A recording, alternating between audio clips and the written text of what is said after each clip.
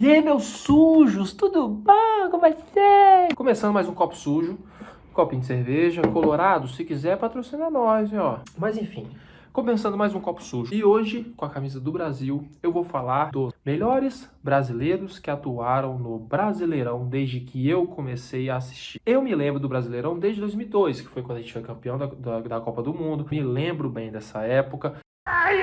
Eu ainda vou fazer uma lista da minha seleção de todos os tempos. Vai por estatística, pelo que eu vi, pelo que eu pesquisei, pelos jogos que eu assisti de antigamente. Mas que eu assisti, essa aqui vai ser a lista dos jogadores que eu acho.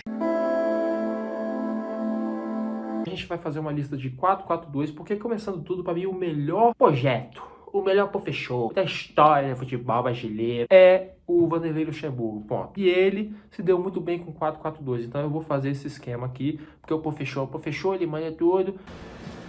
Ô camarada, eu sou manja. Então nós vamos começar 4-4-2, porém eu vou colocar duas menções honrosas, caso a gente jogasse no 4-3-3, que hoje é o que mais se joga aí no mundo. Então vamos começar mais um.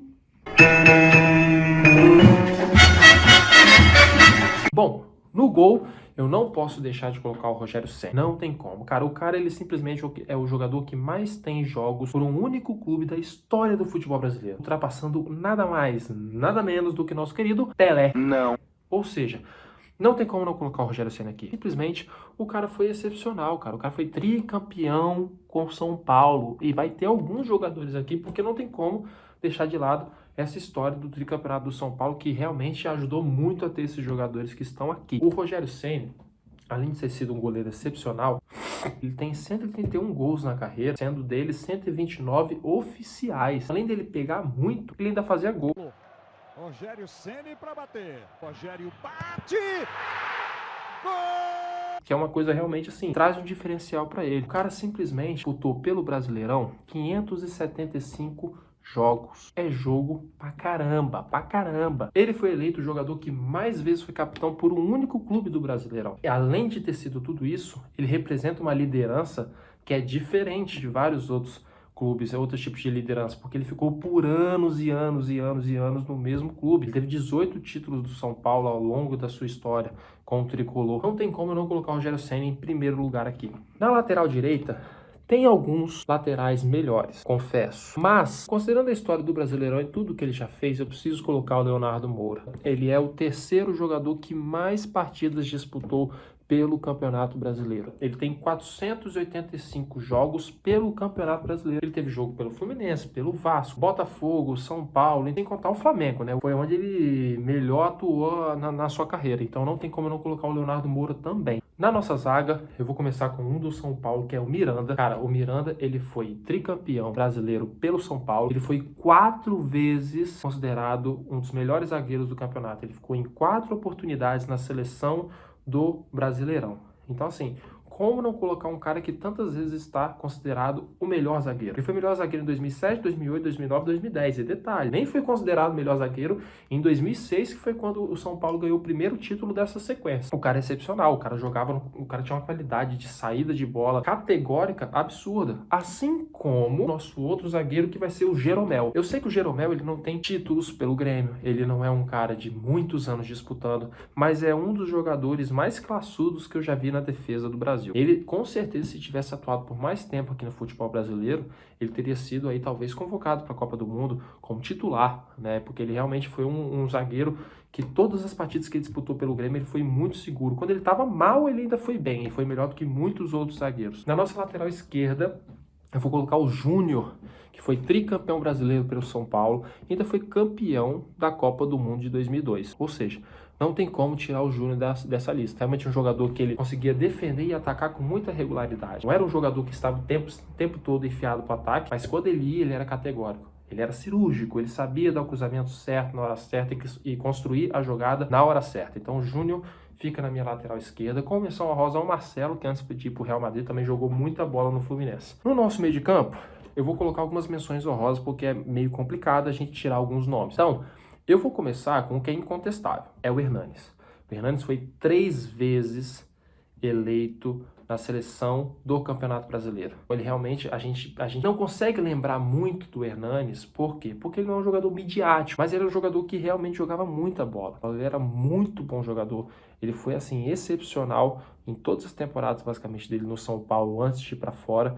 Então o Hernanes não tem como estar fora dessa lista. E o outro volante, que aí eu vou colocar dois e vocês decidem quem vocês preferem, a princípio eu vou colocar o Paulinho. Teve 2 vezes na seleção do Campeonato Brasileiro atuando pelo Corinthians. Ele era diferente. Todo mundo questiona, porra, o Paulinho, que não sei o que foi levado pra Copa, não era pra ter sido. Como... Cara, o Paulinho na seleção brasileira foi um dos melhores jogadores da nossa trajetória com o Tite. Por mais que tenhamos aí outros jogadores melhores, o Paulinho foi bem. O Paulinho foi bem no Brasil. Teve alguns momentos ruins, mas você pegando eliminatórias e todo o resto, ele foi muito bem. Ele é um jogador que eu acho subestimado, porque ele é muito bom jogador. E aí o outro jogador que aí também, para mim, é pau é o Mineiro, que também esteve já uma vez na seleção do Campeonato Brasileiro. Foi muito bom jogador pelo São Paulo, muito categórico, cirúrgico. Era um jogador sem muitas faltas, sabia roubar sem ter que fazer muitas faltas. E mesmo assim, ele ainda participava algumas vezes do ataque, poucas vezes, mas quando participou foi efetivo. Quem não lembra aí no Campeonato Mundial, não é mesmo? Então, por exemplo, esses caras são algumas menções honrosas, como Marcelinho Carioca. Ele foi importantíssimo no título do Corinthians de 2005 e ele realmente, quando tinha bola parada com ele, ele era um absurdo. Ele era um cara que, se você tivesse uma bola parada, era quase certeza de gol.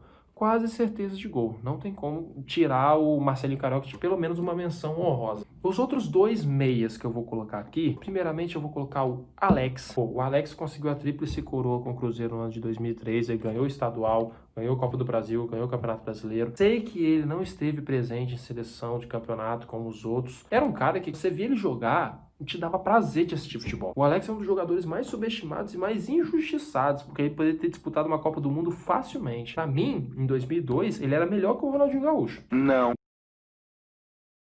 2002, jogando pelo PSG, não era aquela estrela toda ainda, ele era um bom jogador, mas pra mim o Alex era mais jogador do que ele. Mas não vamos reclamar, porque no final das contas a gente ganhou, né? Então isso que importa. E o outro meio campista que pra mim é um deus, é uma entidade viva sobre nós, ele realmente é a simbologia do Campeonato Brasileiro. Paulo Baier. Porra, Paulo Baier é uma lenda viva. Paulo Baier jogou por 87 anos. Ele foi casado com a Rainha Elizabeth. Paulo Baier, ele viu todas as pandemias que existiram no nosso mundo. Pra ele, corona não é nada, porque ele é imortal. Ele é imortal, ele não morre. Esse é o Paulo Baier, que quando morrer vai ser imortal em nossos corações. Paulo Baier, ele está na lista dos jogadores que mais fizeram gols no Campeonato Brasileiro e dos jogadores que mais disputaram o Campeonato Brasileiro. Paulo Baier, ele tem ao todo 723 jogos na sua carreira. E foram 404 jogos do Brasileirão.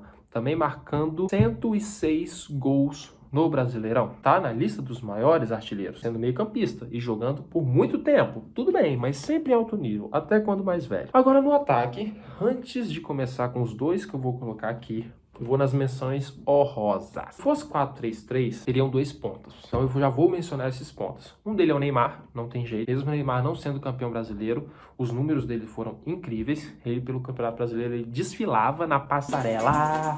Ele simplesmente jogava, assim, o fino da bola. Ninguém acompanhava o Neymar. Realmente não acompanhava, porque o time do Santos não ajudou muito bem ele a chegar lá, porque a defesa não era das melhores. Mas o Neymar, ele tinha tudo para sempre estar ganhando o Campeonato Brasileiro.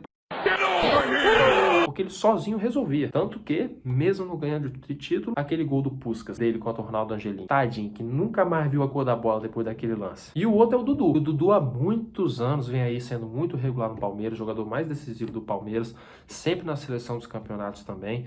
É um jogador que assim, ele é quase certo que vai dar certo no seu time. Se você colocar o Dudu, contratar o Dudu, ele assim, é 80% de certeza que ele vai, e os 70% do que ele jogar vai ser o suficiente pro seu time ir muito bem no campeonato. Agora eu vou com os 2 atacantes que eu considero, desde que eu comecei a assistir o Brasileirão, os melhores, que mais foram representativos para o Brasileirão. Eu vou começar com o Romário, nosso querido Romário. Ele é o 2º maior artilheiro da história do Brasileirão. Só pede pro Roberto Dinamite, e com certeza estaria aqui nessa seleção se eu tivesse visto jogar, mas como não vi, vai estar para outro vídeo. Romário, ele jogou nos 4 grandes do Rio. Ele jogou no Vasco, ele jogou no Fluminense, ele jogou no Flamengo, ele jogou no América. Cachorro idiota! Zoando, calma, torcedor do Botafogo, tô brincando, é só zerinho. Assim, pô, Romário jogou demais, Pô, Romário, perto dos seus 40 anos de idade, me vai ser artilheiro do Campeonato Brasileiro. Porra, o cara velho desse jeito, sendo artilheiro do Campeonato Brasileiro, como é que eu não coloco ele aqui? Não tem como, cara novo aí, os caras jogando 10 anos no Campeonato Brasileiro, não consegue fazer o que o Romário fez em um ano e velho. E pra finalizar a lista, eu vou com o nosso Dom Fredon, Fred Gol.